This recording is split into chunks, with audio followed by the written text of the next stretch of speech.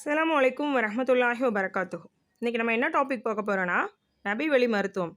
நபி ஸல்லல்லாஹு அலைஹி வஸல்லம் அவர்கள் ஏராளமான மருத்துவ குறிப்புகளை நமக்கு சொல்லி தந்திருக்காங்க.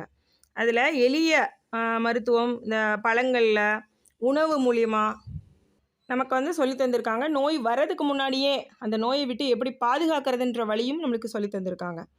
இதில் மாதுளையை பற்றி நபி ஸல்லல்லாஹு அலைஹி வஸல்லம் என்ன கூறினார்கள் என்றால், நீங்கள் மாதுளையை அதன் உள்ளிருக்கும் வெள்ளை நிற தோலோடு சாப்பிடுங்கள், அது இரைப்பையை சுத்தப்படுத்துகிறது என்று கூறினார்கள். மேலும் அல்லாமா இப்னு கையும் ரஹ்மத்துல்லாஹி அலைஹி அவர்கள் கூறினார்கள், மாதுளை இரைப்பையை சுத்தப்படுத்துவதுடன் நீண்ட கால இருமலையும் போக்குகிறது என்று கூறினார்கள். தினமும் ஏதாவது ஒரு பழங்களை ஒரு நேர உணவுக்கு பதிலாக நம்ம எடுத்துக்கொள்ளும் பொழுது நமக்கு நிறைய விதமான வியாதிகள்லேருந்தும் அது பாதுகாப்பாக அமையும். இப்போ குழந்தைங்களுக்குலாம் அந்த உள்நீர தோலை கொடுத்தாக்கா அது ஒரு துவர்ப்பு சுவையுடையதாக இருக்கும். அதனால் குழந்தைங்க சாப்பிட மாட்டாங்க. ஜூஸ் போட்டு நீங்கள் கொடுக்கலாம். மாதுளம்பழத்தோட அந்த உள்நீர தோலையும் சேர்த்து அந்த வெள்ளை நீர தோலாக இருக்கும், அதை சேர்த்து நீங்கள் ஜூஸ் போட்டு அதில் கொஞ்சம் தேன் கலந்து கொடுங்க. மேலும் ரசூல் ஸல்லல்லாஹு அலைஹி வஸல்லம் அவர்கள் கூறினார்கள், ஆரஞ்சு உங்களுடைய இதயத்தை வலுவாக்குகிறது என்று கூறினார்கள்.